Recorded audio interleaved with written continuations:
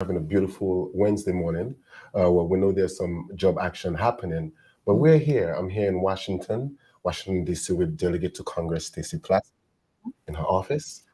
It's been a while since we've conducted an interview. Right. And what's an important moment here, I think, to have a few discussions, a lot of things to talk about. And since there's this job action happening right now on St. Croix with educators, and you're talking about a myriad of issues, right? So the heat wave, no working air conditions at some of the schools, wage, the environment of working, and a lot of these things pertain to, in one way or the other, your office or the Delegate to Congress office as it relates to funding, right? But I suppose there's a line, right? You have the governor, and then you have your part to play. What would you say about what is happening today on St. Croix with this work stoppage? Well, thank you and welcome to my office, to our work here in Washington. We're really happy to have you here. And good morning to Virgin Islanders and others who are watching. You know, I have a great respect for teachers. We all should. They're probably one of our most important parts of our community because of the vital role that they have with our children. And I also, as the child of a family, my uncle on St. Croix organized the first union for collective bargaining, negotiated the first collective bargaining union. And two of my uncles actually went through the cane fields to organize cane workers to become unionized. So unions have many mechanisms in which to be able to voice their concerns, and one is striking. That's probably one of the most drastic ones, and sometimes it's important. And I think that I'm hoping that this will call attention to the conditions not just they, but our children have to undergo. You know, as a parent, Ernice, you're a parent, right? One of the rules we had in our house is you always pay the babysitter, right? Because they're responsible for your children, they have your children.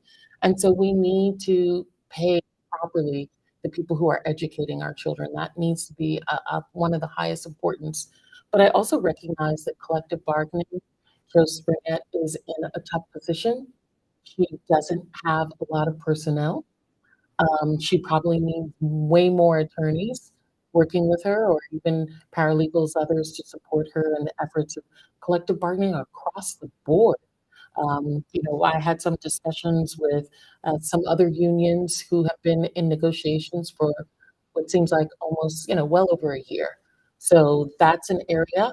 And of course, maintenance of our schools is important to be able to operate in a safe, healthy, and a comfortable environment. So I think this is an all hands on deck. I don't know if the governor, through the Department of Education, the commissioner, have a task force, have a group that can address some of these problems very quickly. But I think that needs to be done. But, you mentioned something that is one of the, I'm learning how to do this, but one of the difficulties of this job is that my job is to facilitate the federal side, right? And oftentimes that involves funding. And in the past, we haven't had a lot of funding. We are in a position now where we have a lot of federal funds, whether it's from the hurricanes, recovery and rebuilding, the pandemic, the ARPA funding, American Recovery funding, lots of funding that's come through earmarks and others, and then having to let go. And it becomes the chief executive's job to actually disseminate that funding. I have opinions. And that was my question. Yeah. My follow-up. That's what I wanted to ask you. Are there frustrations being in your position and making it, because you've been working hard at making sure funding is available, and then having to step back and let the executive branch do what it sometimes the frustration, I'm trying to be careful about this and politically correct, is that you want to work collaboratively. And sometimes you're frustrated because you don't think there's, even between the offices, entirely always transparency or an ability to share what what's happening or what problems are, what the true, real nitty-gritty challenges can be. Out of fear, I have to look at myself. Well, why wouldn't someone share information with me? We're all working, we've all been elected to serve the people of the Virgin Islands. And so you want to be collaborative, you want to work together, but I also have my own opinions. And I don't want people telling me how to do my job. Right. They're not up here. They don't know what's happening. They have opinions. You have the armchair people about, oh, I wouldn't have done this. I would do this. I wouldn't do that. But they're not there, so they don't know. Yeah. And I don't want to do the same to the governor. But I know that I've been elected by the people the same way he is. Yeah. So yeah, it's a tenuous walk. Yeah. And it can be frustrating. And so I wonder if, a more collaborative situation would better shape the way you are able to lobby and how. So, for example, in terms of getting federal dollars and, once those funds are allocated, there are certain steps that one must go through. Sure. If you had more access to what's really going on, would it make a difference? Potentially. I'll give you an example. I think someone who's been really great about sharing information, well, two individuals, has been the Commissioner of Education. Right. Talking with her and her team, I think she was really smart in bringing on an architect, right? Yeah. So that she could focus on education while this other individual focuses on rebuilding the schools. Yeah. And bringing someone back home to do that is even better. Yeah. And so we have a really open dialogue about some of the issues that she has so that I could then go to those agencies. And I'm always telling people, I'm always willing to be the bad guy. Yeah. I like to fight. But more importantly, I have a very good relationship with this administration. We have a lot of people who are part of the administration who I worked with, who were my colleagues at one point. And the other person who's really has been good about this is Adrian, Williams Octillen, right? Who's the head of the Office of Disaster Recovery. And an example of this is back in 2021, we were really not on the same page with FEMA about how they were making awards of schools and fundings. And there was provision in the Bipartisan Budget Act that created the funding stream that we were able to have to rebuild, was something called prudent replacement. So what happens is that you have a building and you're looking at the repairs that need to be done. And at some point you reach a marker where it's more cost effective to just rebuild than it is to try and renovate. And the mechanisms were not in place. FEMA was not agreeing. So Adrian, the contractors that she's put in place came to me. I was like, this is a big problem. We're not going to get the amount of funding that we need. And I was able to make FEMA come to the table with the government of the Virgin Islands and then bring the professional staff who actually wrote the legislation, along with now the head of OMB, who is the staff director of that committee, to be in an all-day meeting and go through like 3 or 4 projects and apply the actual language that was supposed to be used. And that's what has caused our funding to go from, for Arthur Richards to be the amount it is, 120 something million. And even our wastewater to be $1.5 billion for St. Croix to rebuild the wastewater system, where before they would have been like, okay, 200 million. Yeah. And that's that collaboration and willingness to be like, look, I have a problem. How can we put our heads together and work on this? Because if, one of the things I've learned, and I realize that I've been around a while. I came out of law school in '94. So I've been at this for a minute.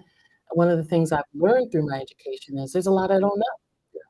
And you have to surround yourself or reach out to people who know more than you do. So for those of you just joining us, I'm Ernice Gilbert. We are a Consortium in Washington, D.C. with Delegate to Congress, Plaskett, having a long overdue interview. Yeah, it's been a minute. It's been a while. It's been a while. So I want to pivot a little bit to the rum cover over issue. And so, some would say there's a double-edged sword with your popularity in Washington, right? So, you became very popular during that time when you were a member of that committee there. The Ways and Means Committee. And well, was the Trump impeachment? Also being the impeachment manager. Yes, and then your remarks, you became very popular, followers, and a lot of people thought, well, this is awesome for the territory, and it really was, right? And in my mind, I'm saying, man, this is powerful stuff. We're gonna see more funding. Yeah. You have a Democratic Congress, Senate, everybody.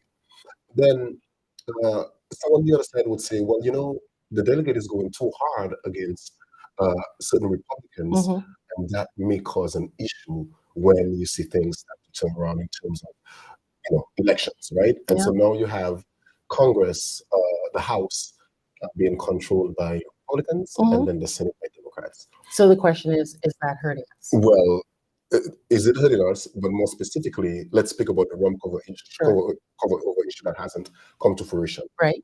We're looking at the higher tax rate. Do you think there should be a balance in how aggressive you? Those are two absolutely different issues. Okay. So let's talk about first the rum cover over. Yeah. We received money for the rum cover over. We just got an appropriation funding a check for over $200 million. And that was based on the 10.5. Yeah. The Virgin Islands would like $13.25, $13.25, right? And that has been done in the past, not permanently, but they're usually in 5-year increments, right? Yeah. So in December of this year, that 13.25 expired. The issue is that there has not been a tax bill. For what always happens is the Ways and Means Committee has a tax bill, and our issue of rum cover over is put into the tax legislation. It passes one, passes the other, and then it's done. This year, there has not been agreement on a tax bill, and there hasn't been agreement in 2 years. In the last Congress, our rum cover over was placed in Build Back Better. Yeah. That went through the House, and then, of course, it died in the Senate when Joe Manchin would be in agreement with us. Yeah. We have legislation now for the rum cover over, but we, along with a bunch of other people in other industries and other areas, are waiting for a tax bill that will not take place. Why won't it take place? It has nothing to do with, oh, Stacey's too hard on Republicans. It's because Republicans can't agree on what should be in the tax bill. New Yorkers, New Jersey, want something called SALT, which is the state and local tax. They want that put in there. Research and developers want their tax credit put in that bill as well. And I don't know if you saw yesterday, the Republicans couldn't even agree on the rules for a defense bill. It died on the floor. So when there is a tax bill, I've gotten agreement from Republicans and Democrats that our rum cover over will be there. I will say this as well, that we continue to get the 10.5. And the reason this has become even more pressing is because we tied the GERS to 13.25 rather than 10.5. Yeah. Right? And I have an amazing team. My legislative director had told the Virgin Islands government and their lobbyists, I think you should use the 10.5. Okay, so that happened. Because I was wondering, were there any conversations? Yeah. Because it's expired. Yeah. And you have that. Yeah. You're just counting on this. I mean, we've been in this position before where it has expired. There has been a time lapse by which a new tax bill comes forward, and then they have to go back and they give us money retroactively and then moving forward. So my confidence is that when a tax bill comes, we'll be included in it. And so you're working with both Republicans and Democrats. So now here's the second part of your question. Unlike some people in the Virgin Islands, in Washington, you can have a disagreement on policy or be for your party, and that doesn't mean that you don't continue to work with people on the other side of the aisle. Yeah.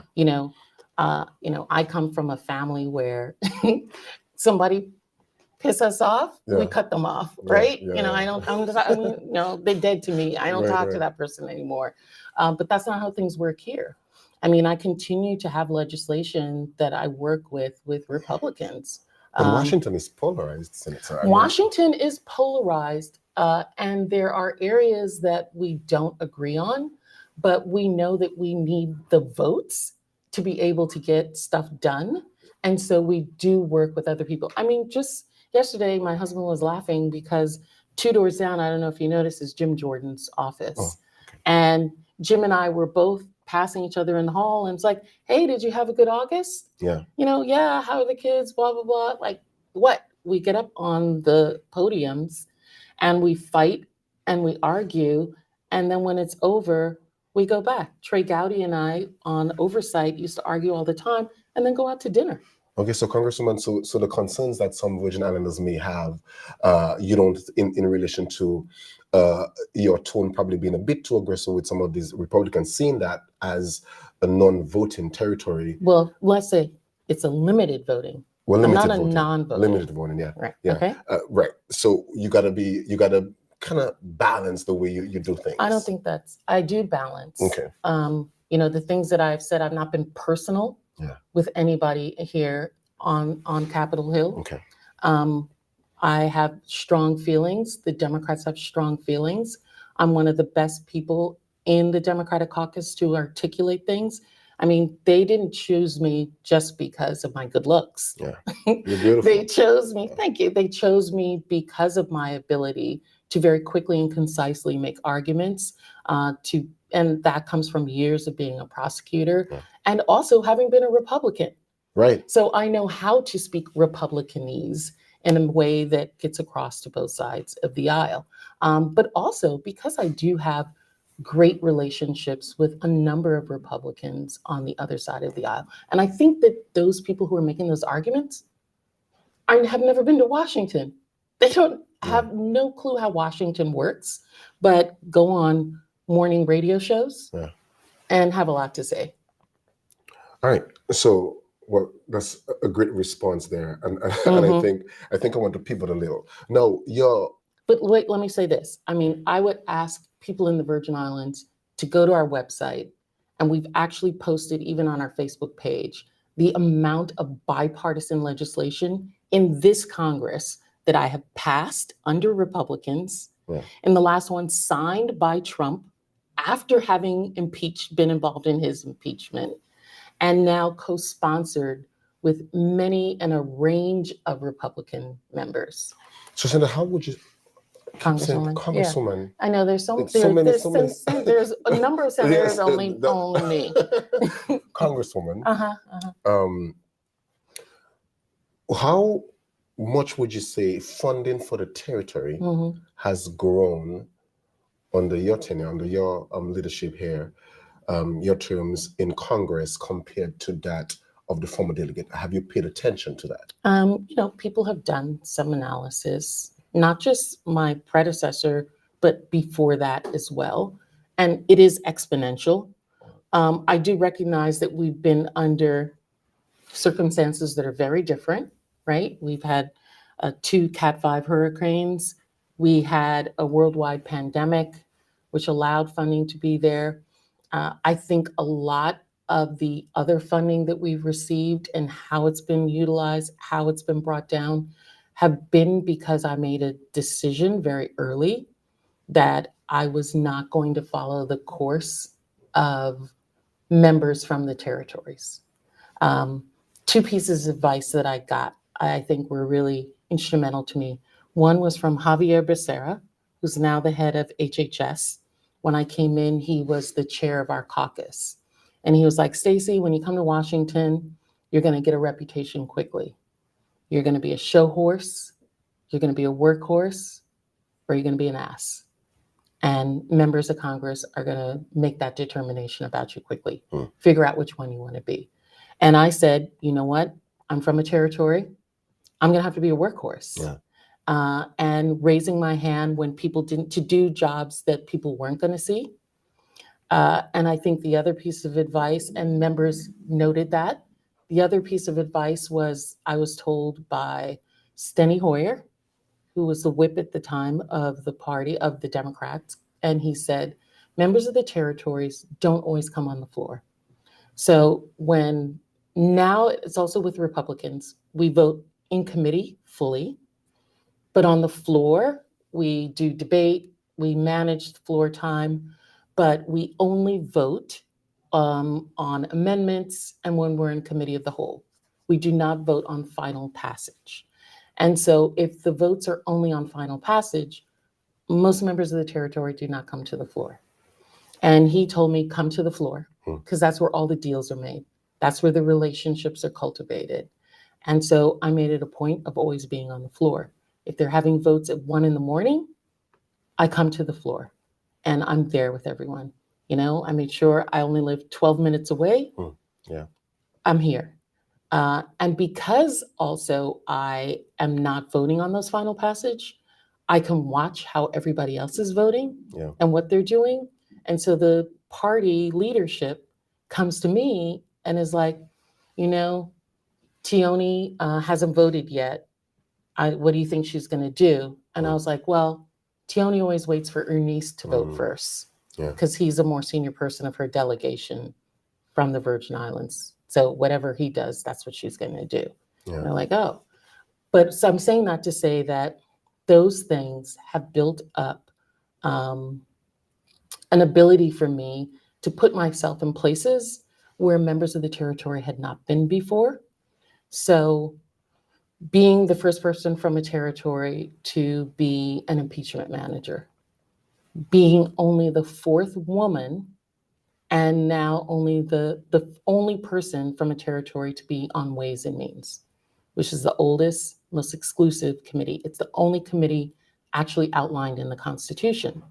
That is the committee which creates revenues, taxes, where I was able to put all of those pieces of funding to come to the territory, to forgive our $300 million loan, right? Which gave us an additional pot of money to do things. So I think that those early things have now put us in a position where we're able, so if I go to, I was sitting with John Podesta at the White House last month, asking him to support us in terms of some tax credits for alternative energy. And his first comment is, thank you for defending our democracy. Thank you for being a voice for the Democratic Party. So if I ask for something, the leadership of the party is going to take note and do something for us. It's been pretty evident, the amount of funding that's coming in. And one would say, of course, it's related to the storms, it's related to COVID. But I personally think that, what you've been able to do, has definitely. Well, I've also heard, like with the storms, that's our money. And these are the people who are writing these grants. These are the people who are asking for this money. With the storms, I was able to get the law changed so that the funding was coming in, not to rebuild how we were at the time of the storm, but to rebuild how we should be at the time of the storm, which is why there's been exponential amount there. And even with grant writing, often these particular local agencies have us do letters of support. And so you're applying for money at the Department of Justice, and I call up the Attorney General. And it's like, look, we really need this money. Someone calls up HHS, and, I'm in public, Secretary Becerra, but on a phone call, Javier, come on, do me a solid, right? Or HUD, Marsha Fudge, who, I sat next to on the floor almost every day. Marsha, I need some help.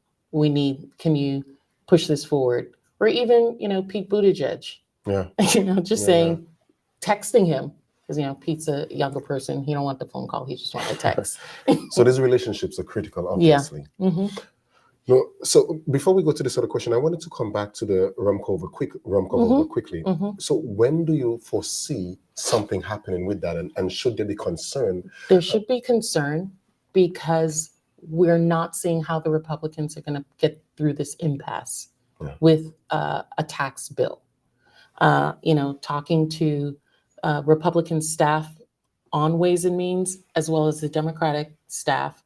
Yesterday, I had some of the governor's counsel in here, his Washington counsel, and we were all just trying to brainstorm on what legislation do you think would be able to get through that we can attach this to.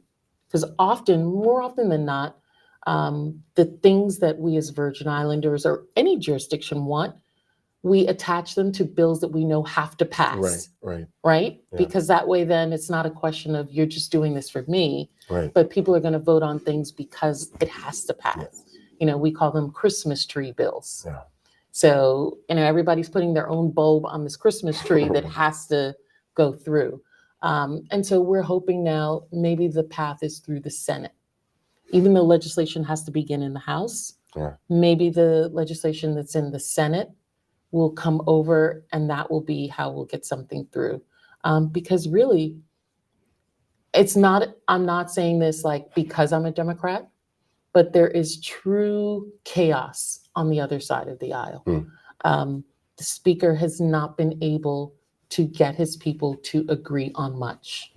We have, thankfully, as Democrats, even when we had the factors that could have been us, at the time we had a Speaker who knew how to use the hammer as well as the velvet glove with people. Yeah. She knew how to give people things to get their vote, and she knew, I've been on the punishing side of Nancy Pelosi.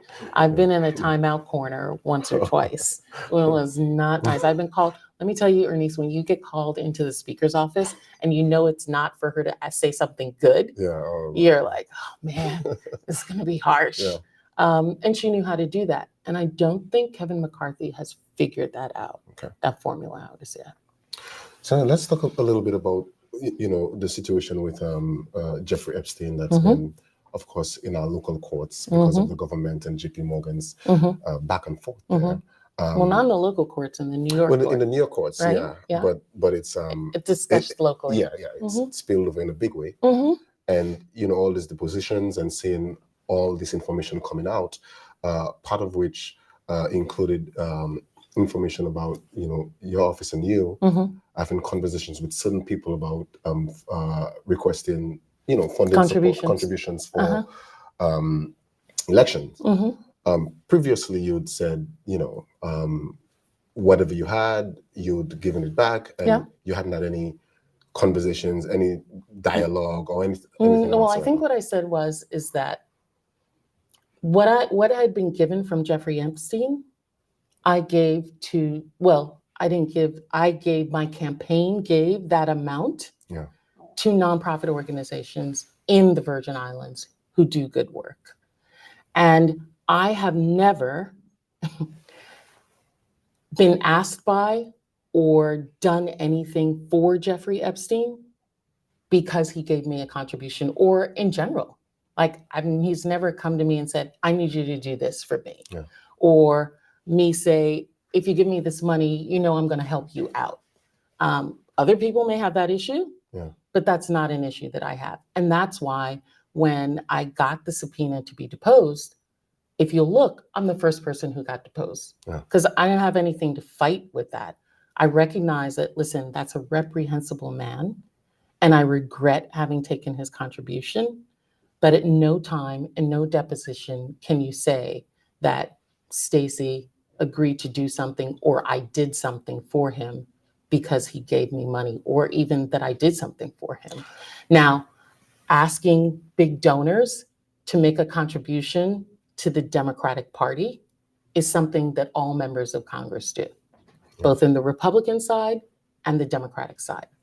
We all have to raise money and are called on to raise money for the Democratic Party, for other members of Congress who are in tough races, or members of our party that we would like to see take a seat from a Republican. Of course.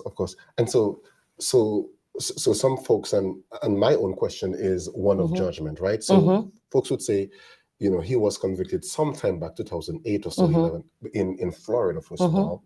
But the contribution requests came after that conviction and folks knowing who he already was. So why not then? I mean, now the judgment would be not to do that. Yeah. In the past, my modus operandi has been two parts. Is this person asking me to do something for the money? Then I'm not going to take the money.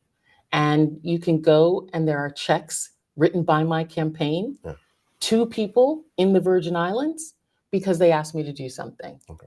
And I'm like, take your money back.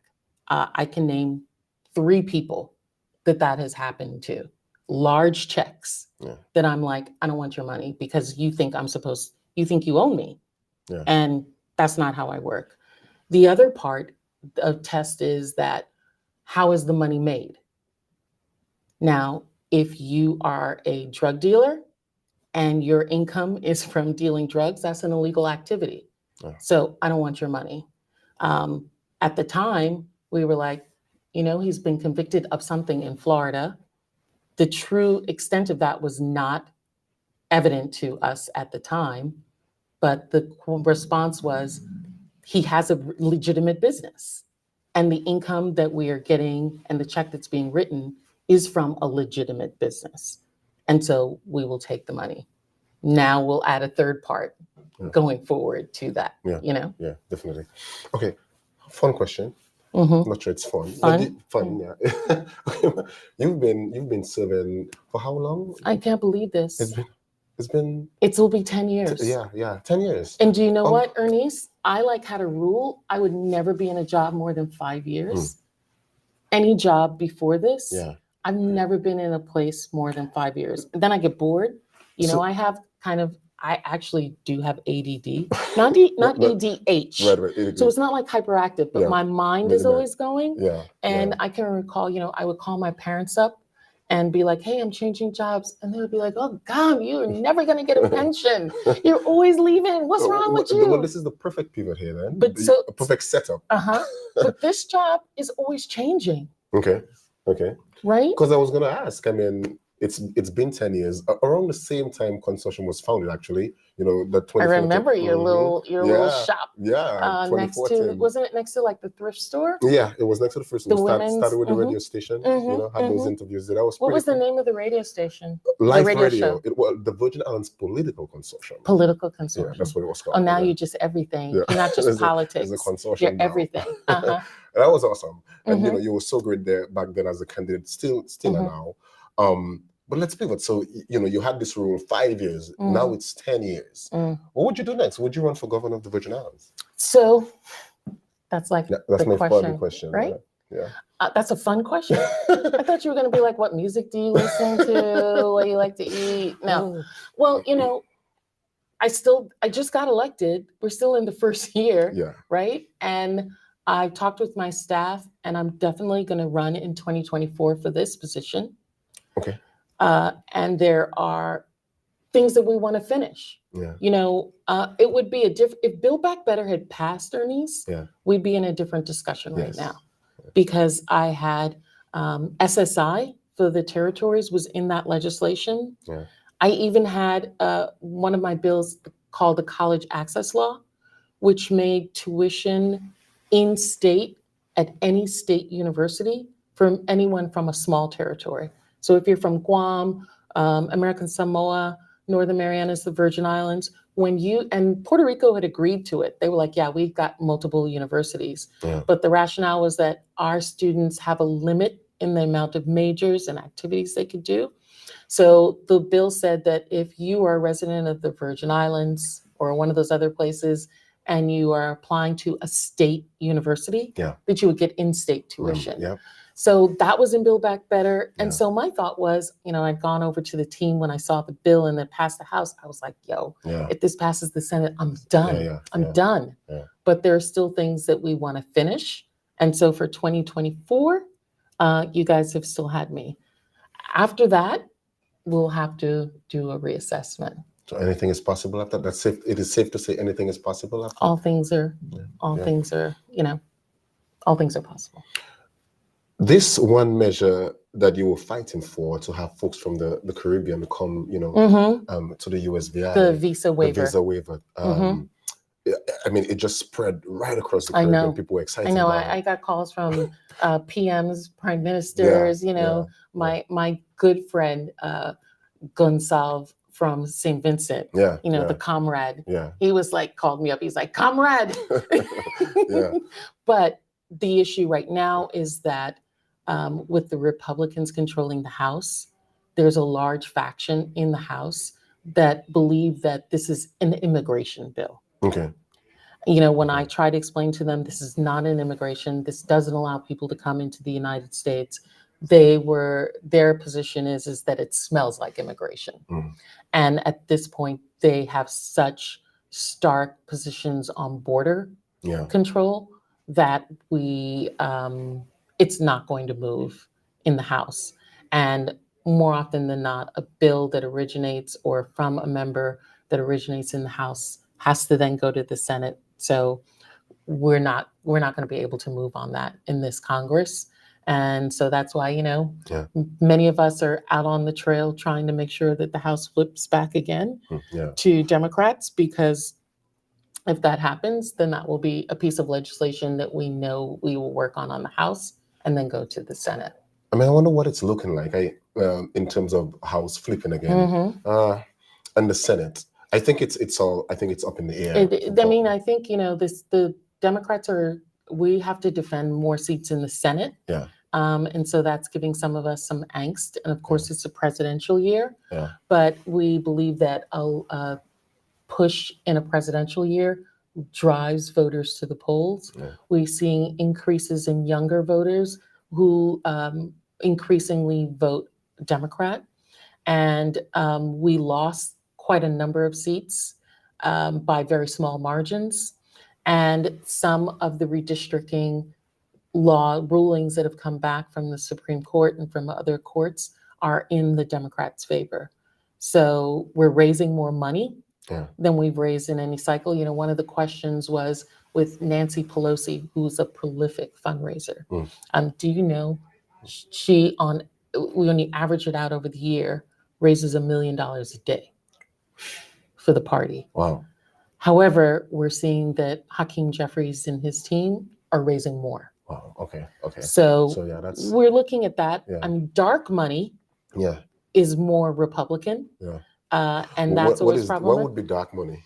So money that is not going to specifically to a candidate, but is an organization or a PAC that does not have to answer to anybody and runs their own independent advertising. So we call them IEs, independent expenditures, that go to an outside group that are doing their own thing, the super PACs. And the Republicans have way more money in super PACs than we do. One of my good friends, Stephen Horsford from Nevada, Las Vegas, who's actually a Trini, and it's funny, we had a joint event together where we each cooked, and his curry chicken was actually pretty good. It was good. It was good. So he lost his seat in one election because in the last 3 weeks of the campaign, the Republicans dumped like $7 million against him. So those are the things that we're working on. And so we'll see what happens. And I'm going to keep plugging away. I've just had discussions with several Republicans. I'm part of this bipartisan policy group. And what we do is I go with a member to their district and spend like 3-4 days with them. And then they come to my district and learn the issues in my district and spend some time with me. And so I've been talking he's a really good friend. His name is Garrett Graves from Louisiana. He's a part of leadership in the Republican side. We do a lot of bills together.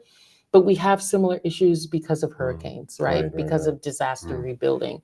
And then, of course, Ryan Zinke, who I first came in, who had been the Secretary of Interior in the Trump administration. He's back again as a member of Congress. And so he and I have been talking about going back and forth I think he really wants to go fishing in the Virgin Islands, and I want to go hunting out in Wyoming. And those relationships are important. Yeah, it's very important. Yeah. For a while, when Zinke wasn't here, there was a guy, Gianforte, who's no longer, he's now the governor of Montana, but he and I had an exchange of food. Yeah. So he hunts all the time. Yeah. So he would bring me elk and moose. Wow. And I would always bring him like mahi, Nice. tuna. The staff would be like, "There's a frozen package for you." I was like, "Oh, go in my freezer. I got something to give to the members." Amazing. Yeah. Amazing. Mm-hmm. I want to talk, and we're wrapping up. I want to talk about what are the current issues that are going to benefit the territory currently being worked on in your office. I think people would like to know what those are. Oh, that's a good one. Well, right now we are still working on the appropriations bill. And several Congresses ago, we were able to put together what used to be called earmarks. Yeah. And so we as members of Congress can do up to 10, 13 earmarks of projects that are 3 million and under, right? Okay. So in the last Congress, we were able to get the Marine unit of the police department. There was just a release of 3.9 million, right, for them to be able to purchase vessels that will be used for drug and gun interdiction on our islands, which are very, very important. We are also working, we did some work with the St. Croix Foundation, as well as for the Sunday Market Square revitalization, also with St. Thomas, with My Brother's Workshop, building campuses and things like that, doing a lot with mental health and homelessness. Yeah. So a lot of really reputable programs, nonprofits in the Virgin Islands. We've been trying to get funding to them, feed funding to them. We worked with the Department of Human Services for more funding for Head Start. So you're going to see the construction of more Head Start programs. But I think, when I talked with my chief of staff, as well as with my legislative director, we know that because there's so much confusion going on in Congress, we're really shifting a lot of our focus to the administration. Right. So knowing that we have those relationships. Like I said, I was talking with Podesta and talking with the owners of the refinery. Like, how do we get tax credits and get the White House to provide you the support to not just have fossil fuel refining at that area, but also alternative energy? Yeah. Let's be a leader in solar. Let's be a leader in wind, whatever creative things that can be done. Let's get developers to use the Virgin Islands for that. The other legislation we're grateful that Natural Resources already had the hearing for, and we think this bill is going to come to the floor, is a no growth to the national park on St. John. That's an issue we need to talk about. Yeah, you want to talk about that? Well, it keeps there was just a press release. I think it was from, I don't know if it was from Interior, one of them, providing funding to purchase more, for the federal government to purchase more land to protect some species. Now it's great to protect species, but I think they have enough land in the territory. Yeah, we're a species that need to be protected, right? I agree. So when I watched the issues around the land swap, that's it's very emotional, right? Yeah. It's very visceral for people. And part of that is because the history of St. John and the history of the development of that national park. And that core issue needs to be addressed. Everyone talks about Rockefeller. Creation of a national park was fantastic, but at what cost? What was done that were against the people of St. John? He wanted to condemn the entire island and make that a national park. And so we have legislation that's already had a hearing in the House. Angus King, the senator out of Maine, who is the chair of the Natural Resources Committee in the Senate, it's called Energy, Natural Resources, and something else, has agreed to work with us and sponsor legislation that would make the boundaries of St. John's National Park permanent. Like it cannot grow anymore. How about minimizing it? How about because Now St. John that is you most will, and that you won't get agreement from the national parks or the president. The president has already signaled that that is something he would never sign. something that would minimize the presence of St. John. And because it would then set a precedent in other areas. And so they don't want to be precedent setting by doing that in St. John that other people can look at. You know, for example, when we were having this land swap discussion, everyone tried to say, well, on Maine, they gave the people of Maine land. But then when you peeled back, what had really happened was that was the last piece of a land swap. That was a 30-year action of swapping land. And that was the last piece of land that needed to be swapped. So this year we saw just a press release saying, in Maine, the national park is giving land to the people of Maine.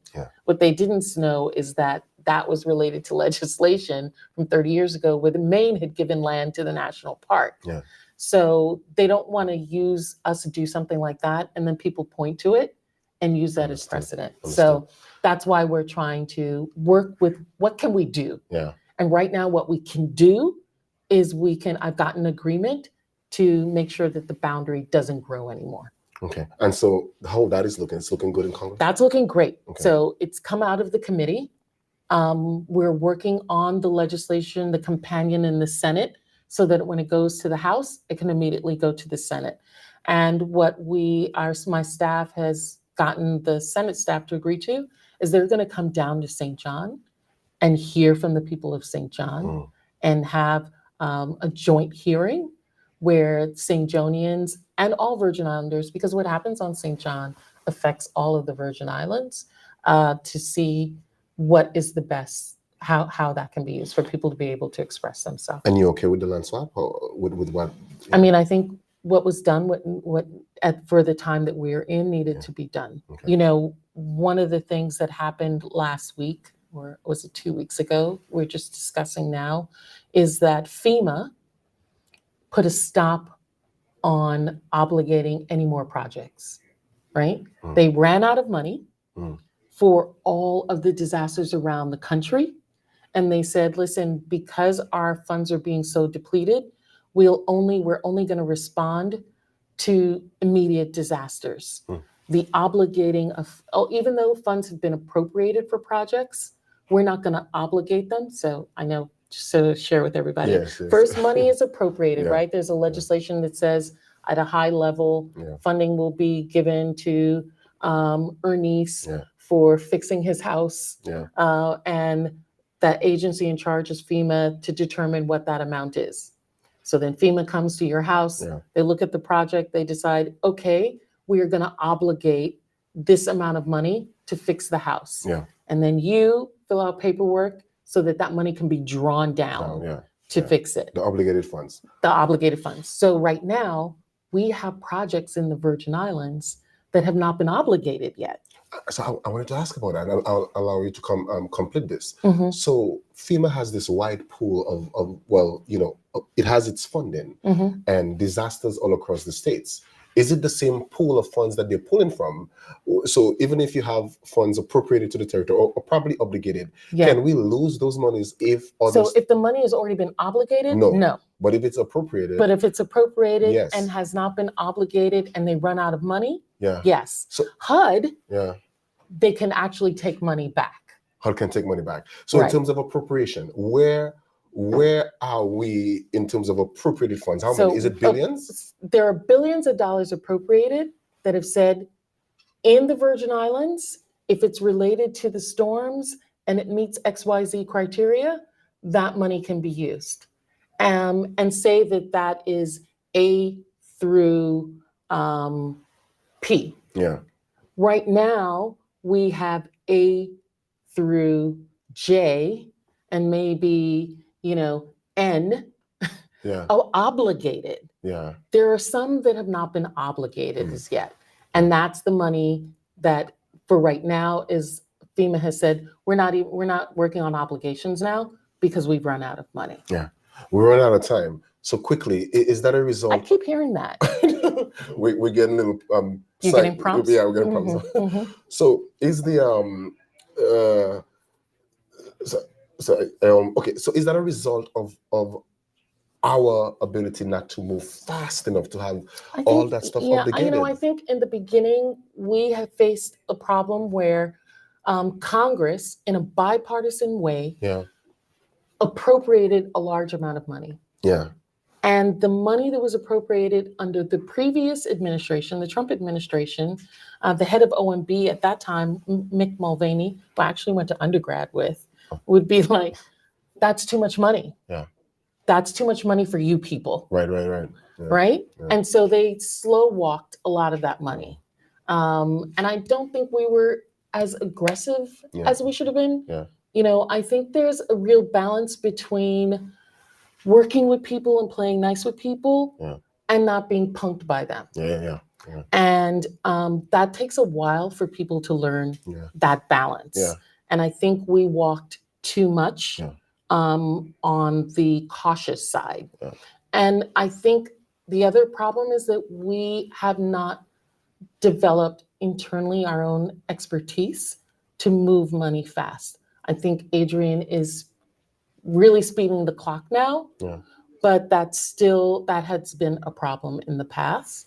And I do believe that there are larger issues with money that is in HUD, which is money that falls under VI Housing Finance Authority. Right.